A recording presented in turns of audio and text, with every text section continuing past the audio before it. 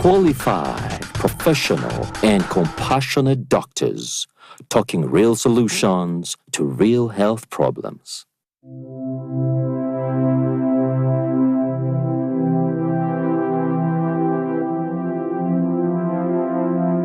Today on the Doctalk show, we are pleased to host a dermatologist from Unity Skin Clinic to tell us about common skin disorders that affect children and adults. Please welcome with me Dr. Semperiza Malik. You're most welcome to the show, Doctor. Thank you. And I am your host for the evening, Dr. Darius Owachi. So let's dig into understanding more about these skin problems that are driving people's minds crazy in today's world. So Dr. Malik, you are a doctor of the skin problems, and this is a very sensitive issue to so many people, both men and women. They're always concerned about how they look, what's the color of their skin, do they have this rash, do they have this swelling. So what are these common skin problems you have encountered in your experience? The most common skin conditions that we face allergic rashes. Basically, if children have itchy skin, we see many patients with acne and pimples. We see patients who have diseases that are very itchy, like psoriasis. We do see patients who have hair loss problems, and patients who have side effects from having used substances on their skin.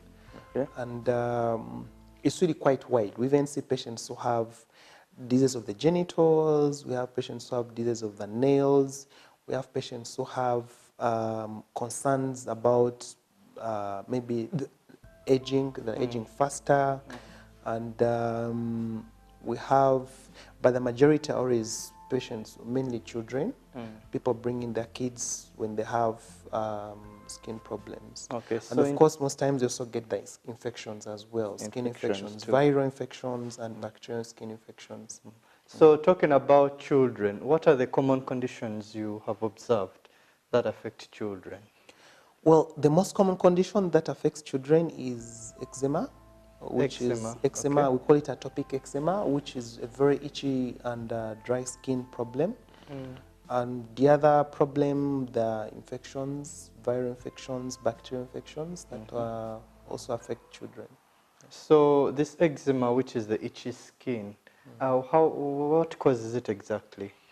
If someone, how can you describe it to a layman? Well, eczema is caused by, it's genetic. For starters, there's a genetic component and an environmental component. When you say genetic, it means some people are born when they have that problem. So usually, it's like they have a gene. They have a gene. That gives them the eczema. That gives them the eczema. Ideally, there's a protein in the skin that's supposed to help the skin to close, and the protein is called the filaggrin. So most of them, they have a genetic disorder where that filaggrin is produced in much less quantities. So what happens, the skin is open, which means that they lose water very easily, so it doesn't know how to hold moisture. So the skin dries out very easily. Secondly, when it is open, you have what you call allergens. Basically, anything from outside easily enters and causes the reaction and the itching.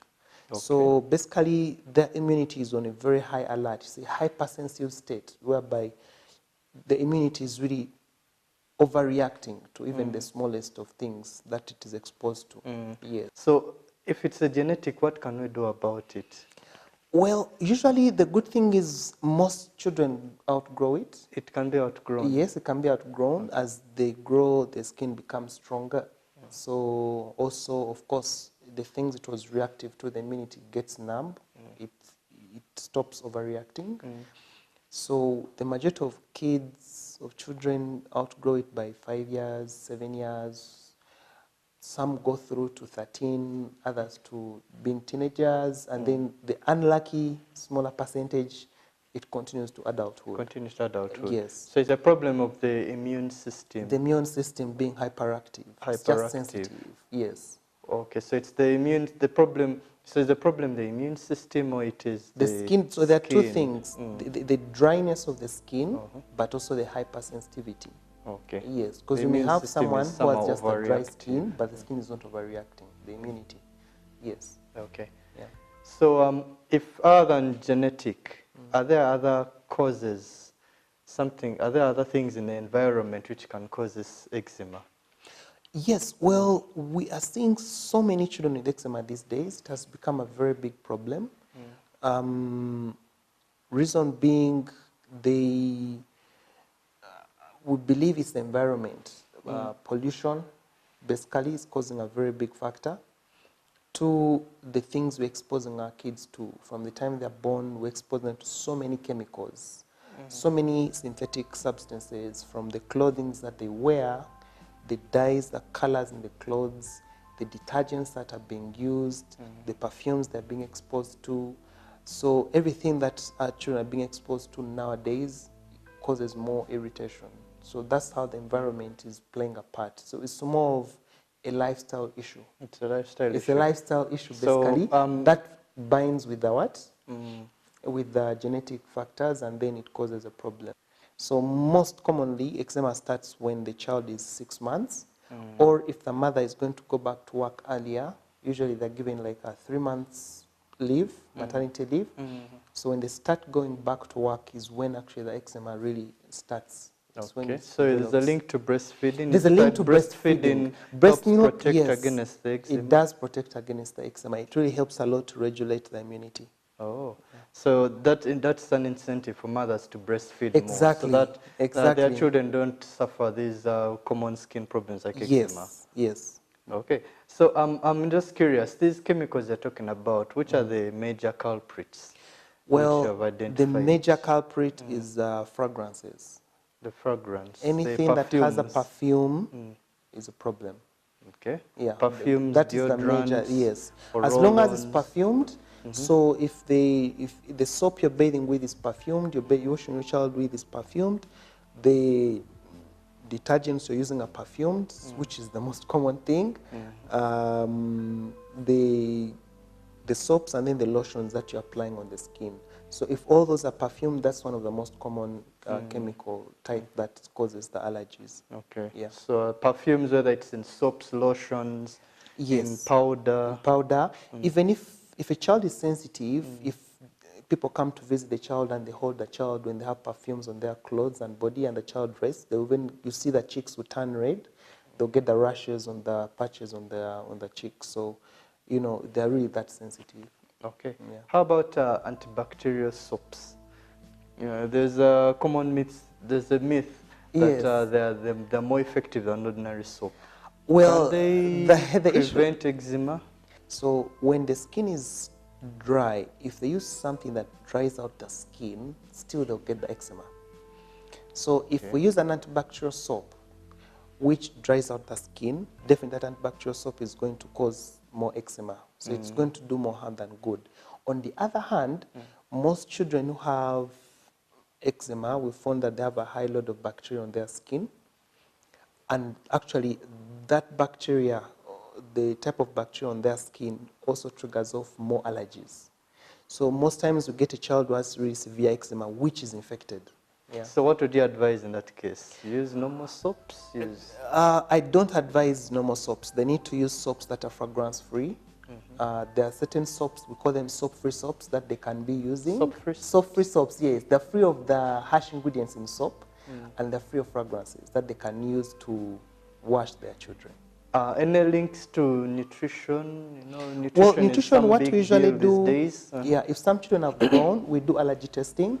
We recommend doing allergy testing, so we do that at the clinic where we do blood tests to see what they're allergic to. Most people are poorly advised to stop eggs, stop milk, stop this and this without actually confirming that the child is allergic to it.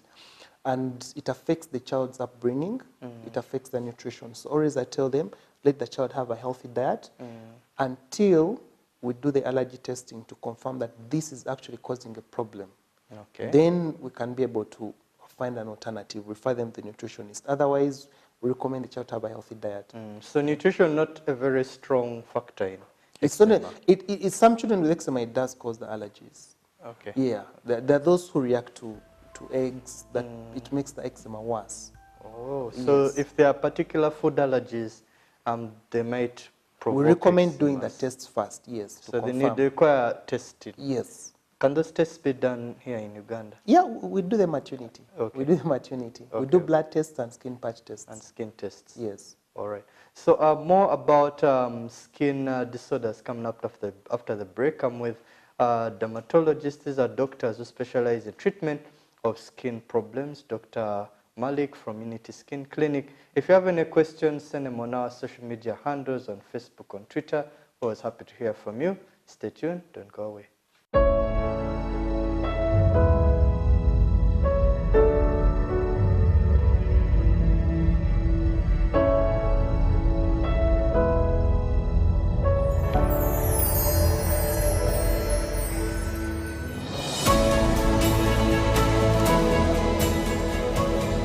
A good school doesn't tolerate violence against children.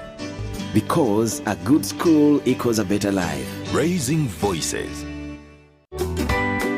Getting a birth certificate is as easy as 1, 2, 3. 1. Get a birth notification record stamped by a medical officer from a medical facility where the baby was born, or from a sub-county chief if the birth occurred in the community. 2. Go to the nearer offices in your area and present the notification record, a copy of the parents' or guardian's national ID, and a bank payment slip of 5,000 shillings for citizens and $40 for non-citizens. 3. Apply by filing NERA Form 3 from NERA offices or download it from the NERA website www.nera.go.ug. A birth certificate will then be issued to you. Birth certificates to refugees born in Uganda are free of charge. This message is brought to you by NERA. You are watching the Doctalk Show.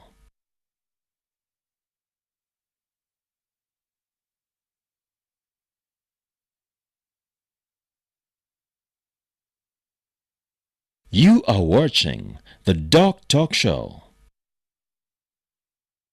Eczema is one of the most common skin problems that disturbs children in the current times. As we learned in the previous segment, children of these days appear to be suffering a lot more from eczema than children who lived in the past. We want to find out why this is happening and how we can identify a child who has eczema. So, Dr. Malik, in your explanation, you explained the children nowadays get more eczema. And it's due to the environment we create. I don't know if it is accidental or is it intentional, but something to do with the environment is provoking these reactions. Yes. So how can you identify that this skin thing is an eczema and is not like a fungal infection or something else? Okay. Well, the first thing about eczema, one, the skin is very itchy, so the child is always scratching. That's the first thing. Okay. Yes. 2, they get patches. The skin gets what you call patches, especially in what you call the flexures. So they get patches in the arms. What do you mean the flexures? The flexures are the body parts that fold. Yes. So basically in the... So like the elbow here? The elbow area, yes. All areas where the skin folds. Where the skin folds. They basically get a lot of itching there, and like they get the armpits, patches. so in the armpits, yes. In the armpits, the elbow area, the wrists, behind the knees. So they get that, and then they get it on the abdomen. The other key thing, of course, it is long term. So you see the child from 6 months, the skin is itchy, they're getting these patches, the skin is very dry and scaly. You know, however much you try to moisturize, you're seeing that your child, the skin still dries out very quickly. Even if you put Vaseline, if you put Vaseline, you're seeing their skin. Emollients, but it doesn't work. It doesn't really work well for them. And the other issue with them is, of course, most times the parent will tell you, we've moved everywhere, things are not working.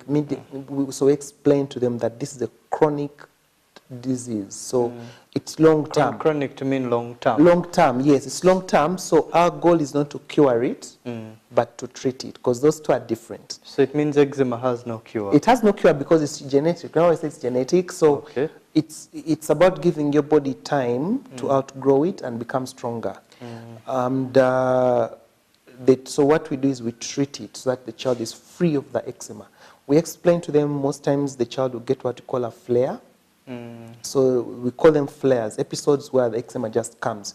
If a child falls sick, for example, they get some infection, they get flu, they get the flare. If you expose them to the ingredients that we discussed, they get the flare.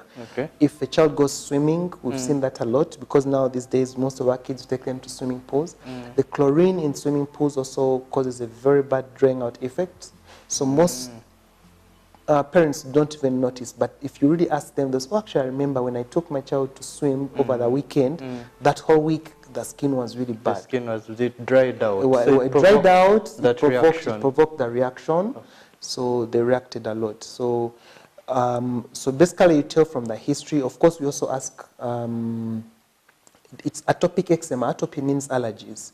So most children have asthma. Okay. We ask in the family if the parents also had a history of having asthma, if there are any siblings who have asthma, who have itchy eyes, runny nose in the morning. So all that is part of the allergies. The morning coughs which keep coming when it's cold. So all that is part of the eczema picture. So the eczema is the allergies on the skin.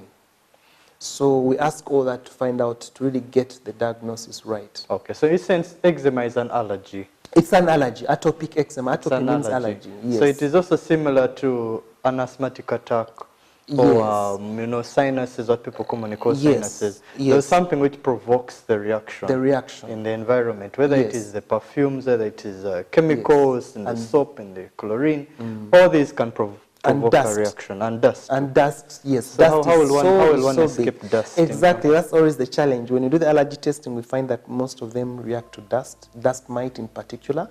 They're very, very small, almost invisible to the naked eye, the dust mites, but they're everywhere. It's like an insect? It's like an insect, it's called a dust mite. So they always go to the skin and cause the reaction. Okay. Yes, so you know, that's always something hard to avoid here in Uganda.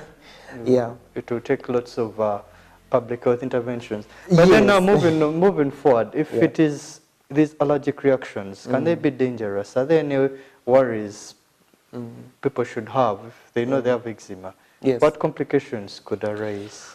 Well, eczema, actually the major issue with eczema, of course, the child is perturbed, the child is uncomfortable. The one thing I always ask the parent when the child comes is your child sleeping well? That's a very key indicator of how comfortable your child is, especially at night. So we find out if the child is reacting a lot at night and they're not sleeping well, it means it's going to affect their growth. It's going to affect them during the whole day if they didn't rest well enough. The child would have a poor appetite, so they will be losing weight. So they will have a delay in their normal growth stages. Okay. So their normal development will be affected by the eczema and the constant itching. That would be the major complication I would see. The other one, of course, is those who have really severe eczema. So they get really bad scarring, which lasts for a lifetime. They get scarring on the legs. Yes, they get scars. Yes, there are those who keep getting infections because the more they scratch, they bleed, and then they get infected. So the infections go into the body, then it becomes a systemic problem. The child gets a fever, they get other symptoms because of the infections from the eczema. Wow, so it is quite a complex thing. So how does one deal with this problem? What should they do if they have if they have the eczema and it has now become complicated? They have got infected, or they keep getting frequent attacks of the eczema. What can they do? Well, the first thing, like we said, we treat the condition, but we have to, we train the parents, we teach them about the condition to understand it, and we do a follow-up on them over a period of months to help them to understand the condition, how it's caused, and what they can do about it from home. So we always tell them that eczema is a family disease. So the whole family gets involved in helping the child get better. Okay. Does it mean, when you say family, does it mean the other siblings are going to catch it from this child? Or is it? When we say family, we mean that the parents, for example, won't go on spraying on themselves. Two, the most important thing with eczema is moisturizing. So everyone in the family gets to know that the child needs to be moisturized intensely and frequently. You can never apply too much moisturizer when it comes to eczema. So the skin has to be always soft and moisturized. They should never let it dry out. So we always teach them how to use the moisturizers correctly. Are these the usual moisturizers we see the ladies use? No. The keyword in moisturizers, they must be fragrance-free. Absolutely fragrance-free. Okay, Yes. so the keyword, no perfume, no fragrance. Perfume, no fragrance. It's like a plain... It's a plain Vaseline, plain moisturizer. That's what we always recommend. All right? Everyone has their favorite. Some people may say I use shea butter, others say I use olive oil, others say I use coconut oil. But the key thing is we don't want any artificial fragrances in there.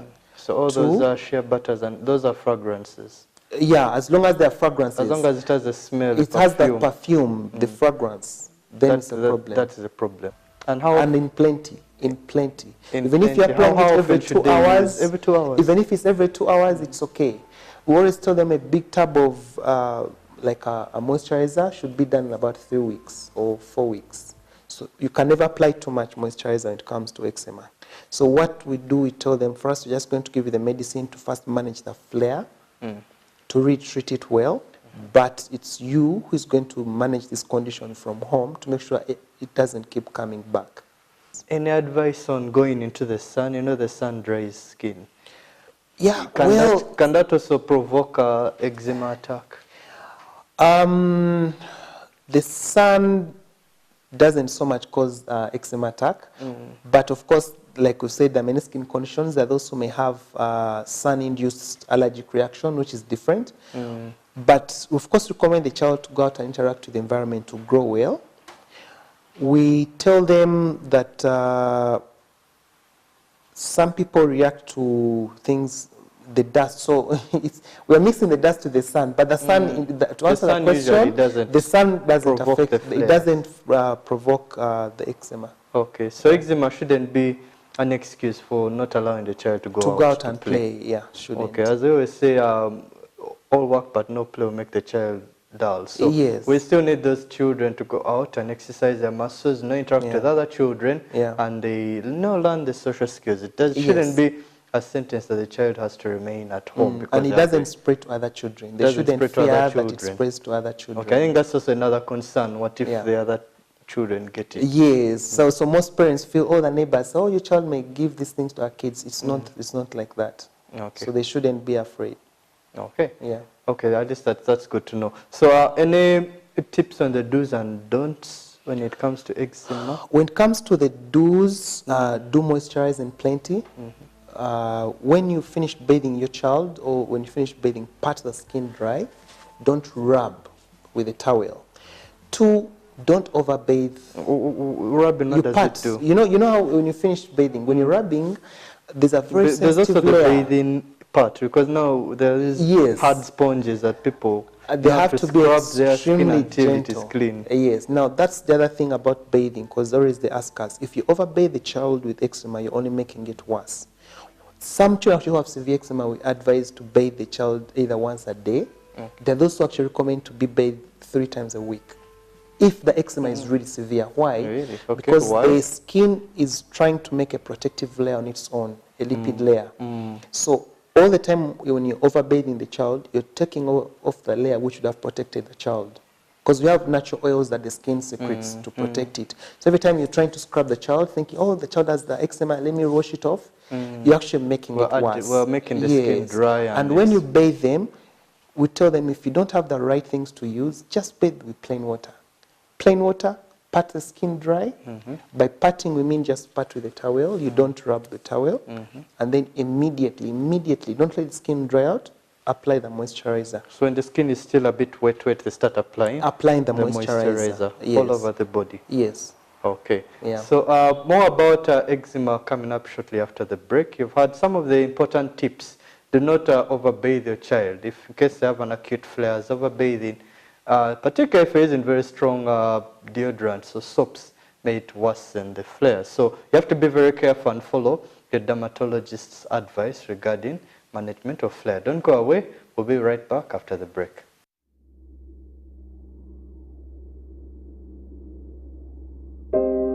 I remember the lockdown, when the streets were empty and our lives disrupted, when businesses closed and our livelihoods hung in the balance. Hospitals were full. We lost loved ones, jobs, and hope. Our children couldn't study anymore. We cannot let this happen again. We should not go back.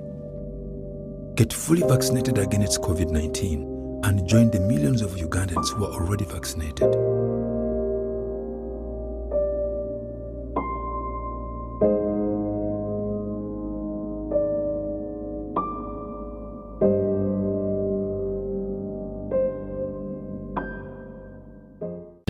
The Doctalk Show. Before we went for the break, we were learning about what things you should do when you're treating a child with eczema. We learned that bathing, how you bathe the child matters. If you use a very hard sponge to scrub the skin of the child, you will worsen and provoke an eczema attack.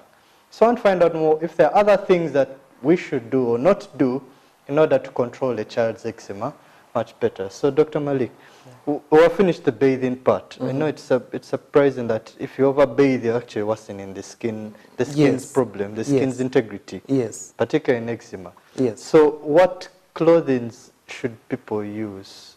Yes. For example, the towels, when you say dab the skin. Yes. Are there particular clothing and towels or beddings parents should use? Thanks for that question. Ideally, we should have to use everything has to be cotton when you're dealing with a person with eczema. Cotton? Yes. Cotton is what we call hypoallergenic, meaning it doesn't trigger off eczema. We need to use plain, pure cotton clothing. 100% cotton. 100% cotton, which is a challenge. In my experience, from what I'm seeing, our market is flooded with a lot of synthetics. You know, they make many towels, many clothing, especially for children, out of synthetic materials, because I think that's why they make them very cheap. But they use cloth materials of nylon and polyester. So if you're buying your children's clothes, look at the label of what is in there. You know, they will tell you either 50% nylon or 100% polyester. Another material that is really amazing, which is not on the market so much, is called bamboo. So there are certain clothes made out of like bamboo. from the bamboo tree? The bamboo tree, yes. Bamboo sheets for beddings, bamboo towels, bamboo clothing. Those actually have been reported to actually help soothe the skin. Yes, but we don't have them on the market. So we don't have them as yet. The more realistic target is cotton. Cotton. Yes. Two, we have to talk about the colors. All right. The colors matter a lot. We advise not to use bright colors. Why? Bright colors mean they've put in out of chemicals, the dyes. So when we do allergy testing, because we do a lot of that allergy testing at Unity, we do, it's called a skin patch test. It tells us even the color that someone is reacting to. Okay. So we find that the dyes are a big factor. So we like buying our children clothes that are bright because we think it's, you know, it's a bright color. Because color is happiness. So color is happiness. Yeah. But remember, the more color you have, it means the more chemicals, the more dyes and the more reactions. The more reactions. So look for colors that are dull, unfortunately. Even if it's red, look for a dull red. Look for something that's faded. Look for grays, look for creams, look for white, rather than having a bright blue, a bright red, or a bright green, because all those are chemicals that are being infused in the skin. Because remember, the child is going to be playing, they are sweating throughout the whole day, so the skin is getting in close contact with the clothes, so the sweat creates a link. So the chemicals seep through, they get into the skin. And they cause the flares. Yes, and of course that connects us, brings us to the third issue. So the materials, the color, and of course what we use for washing the clothes, the detergents. So when you use detergents that have heavy fragrances, including, what are they called, the softeners, that they say last 2 weeks, if a child is really not doing well and they're having sensitivity, we recommend not to use them because it's the same principle. Not to use softeners. If they're heavily fragranced, Of the heavy fragrance? Yes, yes. Basically things that are fragranced. So the detergents that have too much perfume and too much fragrance in them. The perfume in them is the chemical that will seep through to the skin of your child during the whole day. So basically you've exposed your child the whole day. So whether you treat 1,000 times, they will still keep reacting because it's the perfume from the deodorant from the detergent that is causing the reaction throughout the whole day. That's why we talked of the areas where the skin folds under the armpits, because that's where clothes are folding more. Even here, that's where clothes are folding more. Even here, so there's that close link between what they're being exposed to and causing the specific eczema. Okay, thank you for that discussion on eczema. But there are also some other skin problems which we have noted. Some people are concerned. There's a condition called vitiligo. It is medically, you can identify it as patches of white skin. Yes. All right, and there are lots of misconceptions around this. People think, is it an act of witchcraft, or maybe they were burnt somehow, some kind of twin issue. What is vitiligo? We hear of vitiligo, but people may not know what exactly it is. Well, thanks for that question. Vitiligo is something very important to know about. The major issue about vitiligo, for starters, is not a cultural disease. Okay. It affects all races, it affects all communities, and it's a disease, and we call it an autoimmune disease. Autoimmune? Autoimmune. It means your own immunity, your own defense system is attacking itself. So basically you're having your soldiers in the body going rogue. So and they're just attacking themselves? So they attack the cells that make color, which you call the melanocytes. So those cells that make color, when they are attacked and killed by your own immunity, you lose the color.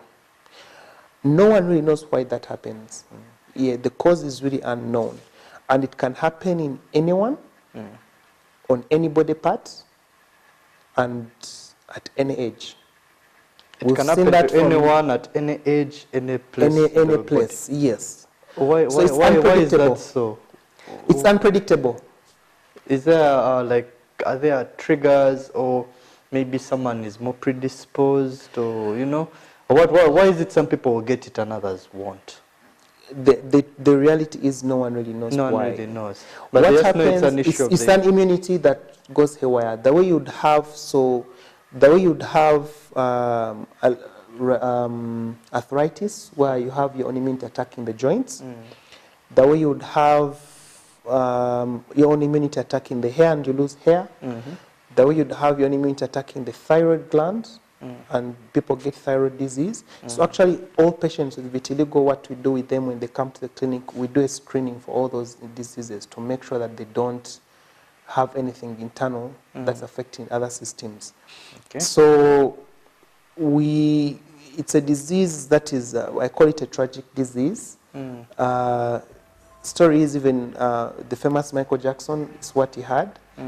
And it affected him badly that he ended up, having to totally bleach so that he could be uniform.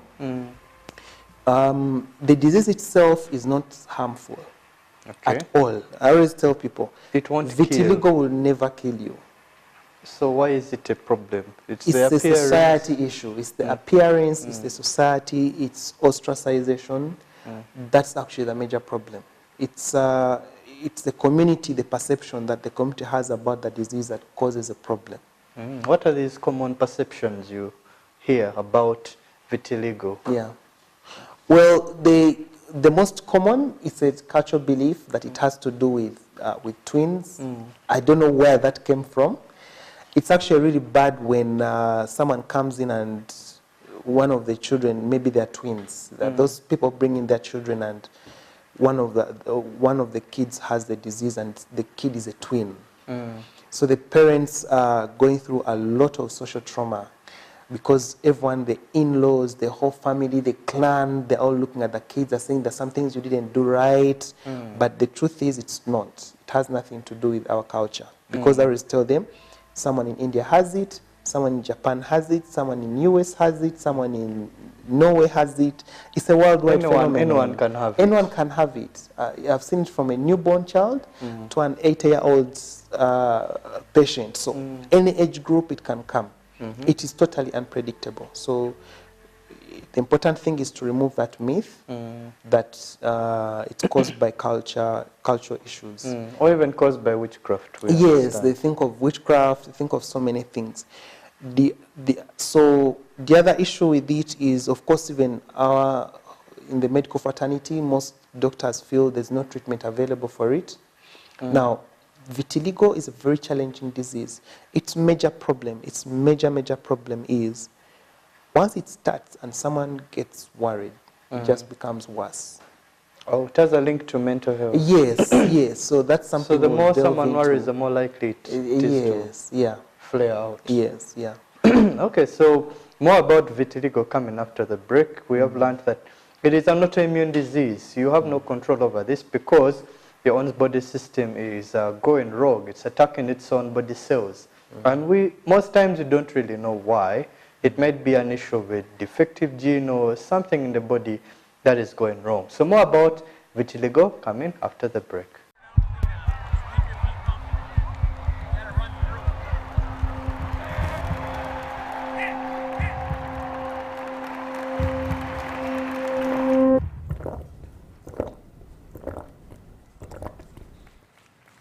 Nivana wafe twenywele, nivana wafe twenywele, nivana wafe tunyola. Nivana wafe tunyola. For more goals, kumara kenyota.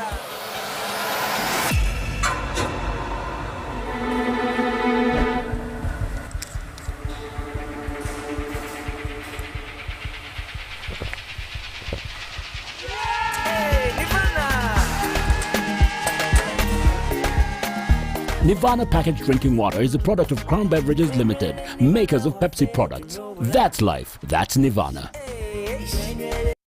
Uganda Landowners Association welcomes you to the Land Use Exhibition, the first of its kind in Uganda. Do you want to learn how to use and earn from your land, or you need information on how to manage your land? Come and be part of this exhibition, which will start from the 31st of August to the 1st of September at Umasho Grounds, Nakawa Multipurpose Hall. Don't miss a session which will tackle land matters in broad discussions at only 5,000 shillings. Small and large scale business owners, you're invited to showcase your commodities. To be part of this exhibition, call 0701 111 401 or 0772 446 507. The Land Use Exhibition is organized by the Uganda Landowners Association, sponsored by Uganda Broadcasting Corporation, UBC.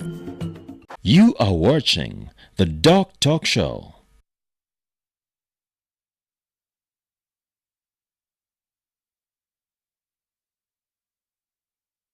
You are watching the Doctalk Show. Welcome back. We're discussing common skin disorders, and in particular we're discussing a disease that has a potential to drive someone into depression. This disease is called vitiligo. It's a condition where your body's immunity, your body's immune cells start fighting the skin cells that produce skin color, therefore resulting in a patch of discoloration. Can have a white patch in any part of the body.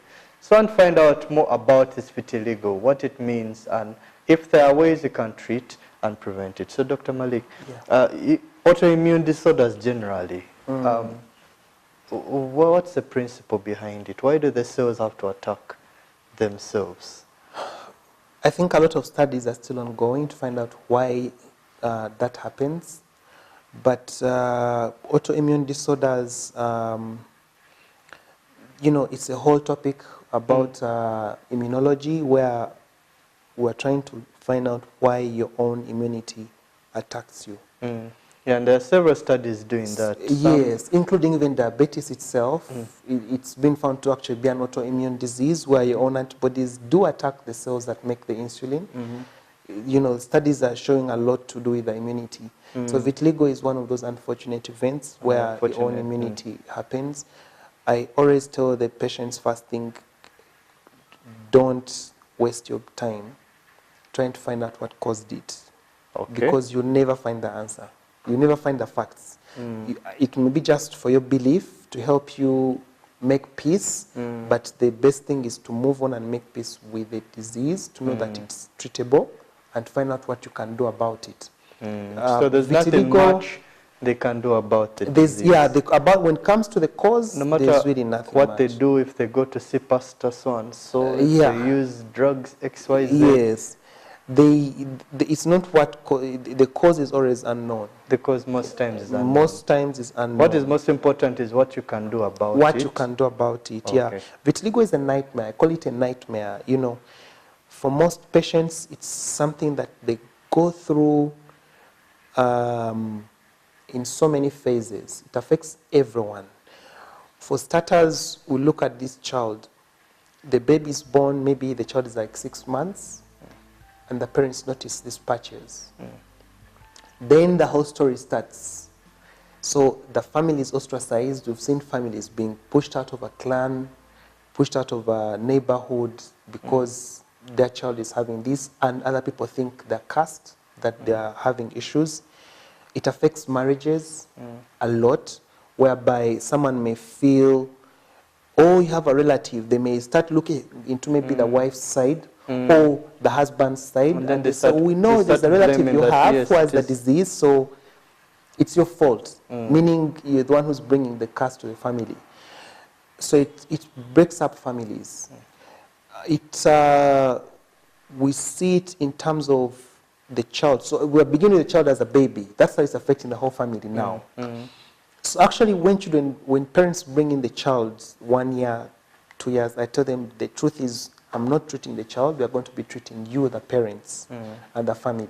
That's the reason why we are treating, that they know the clarity about the disease. So as the child is growing, they're going to school. They have it around the eyes because it affects the eyes most commonly. It can come around the eyes, around the face, the nose, the mouth, the lips, the ears, on both sides. So you can imagine what that child goes through at school. We've seen so many cases, patients where the child is no longer going to school. The child doesn't perform well at all. So that means already their life is already ruined. It's really affected. They're being bullied. Their self-esteem is dead. Their parents are so frustrated with them, you know. So you find people who go into so many psychological diseases, depression. They will lose their mind because they actually don't live. You know, you can imagine the disease itself doesn't kill you, but it kills you on the inside. Mentally. Yes.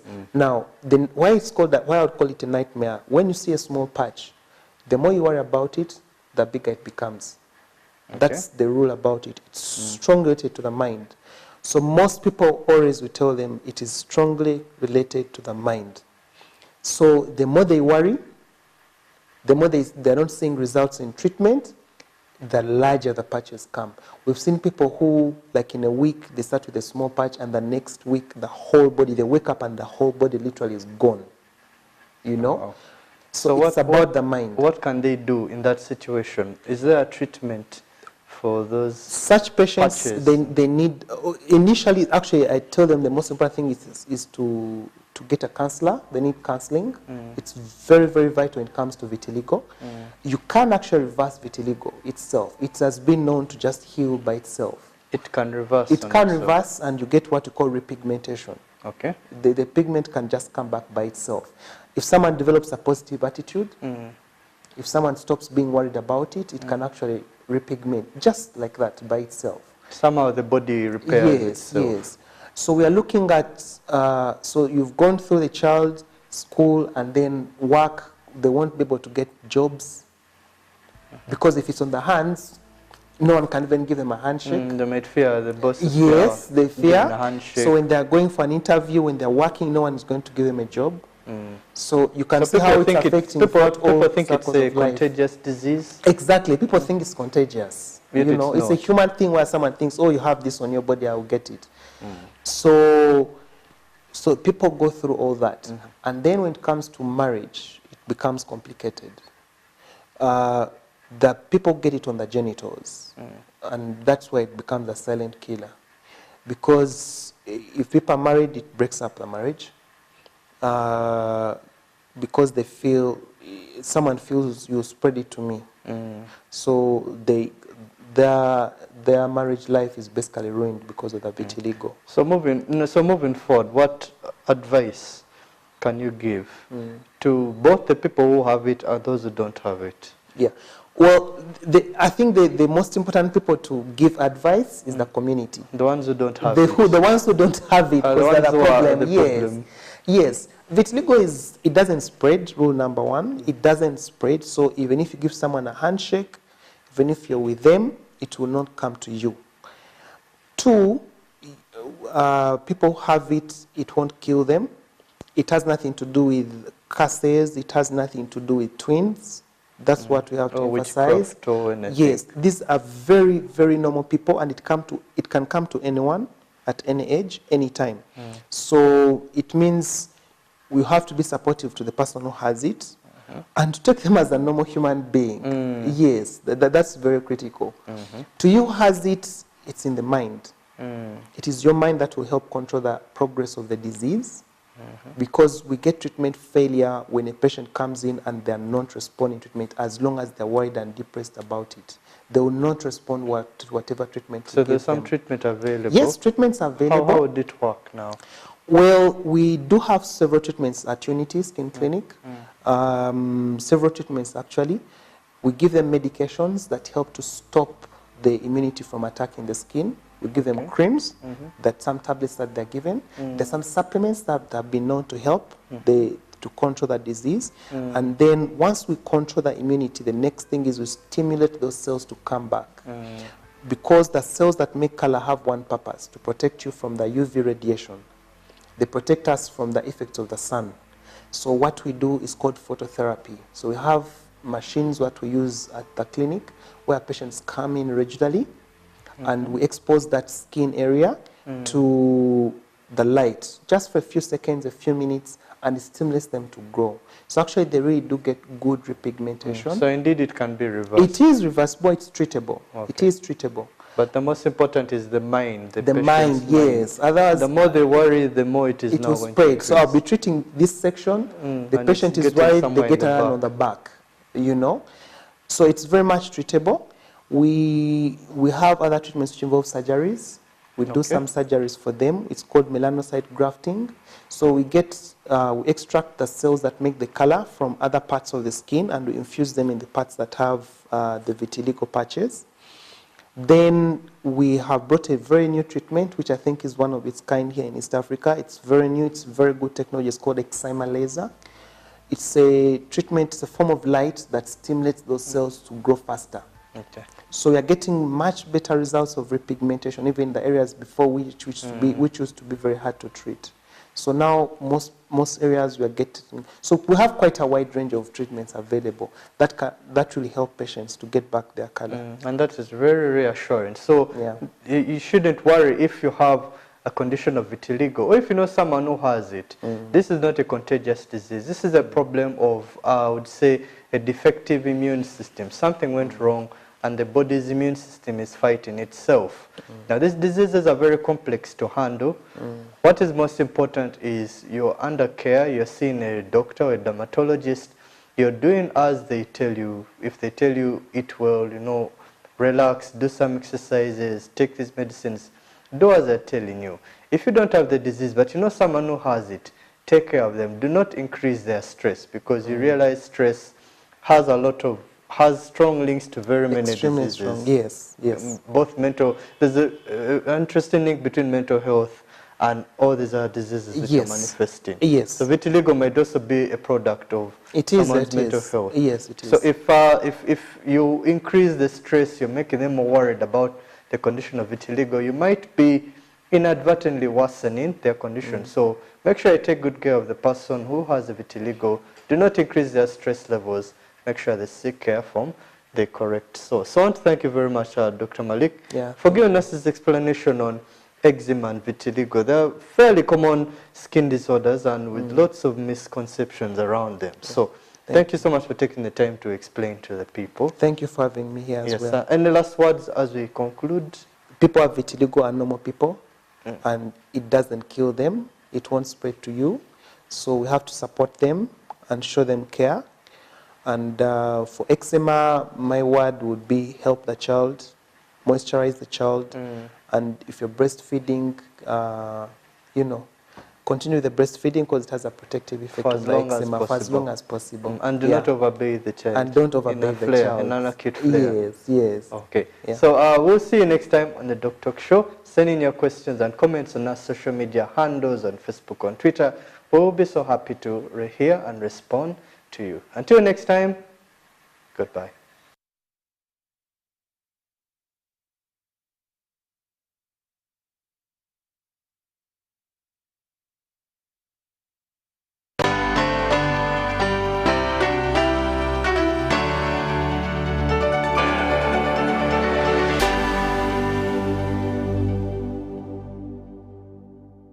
In the last days, there's a spirit which is in Timothy, 2 Timothy chapter 3. Yes. In the last days, the Bible says, perilous times, times of sorrow, vexatious days, where things are going to go astray because one, man is going to become selfish.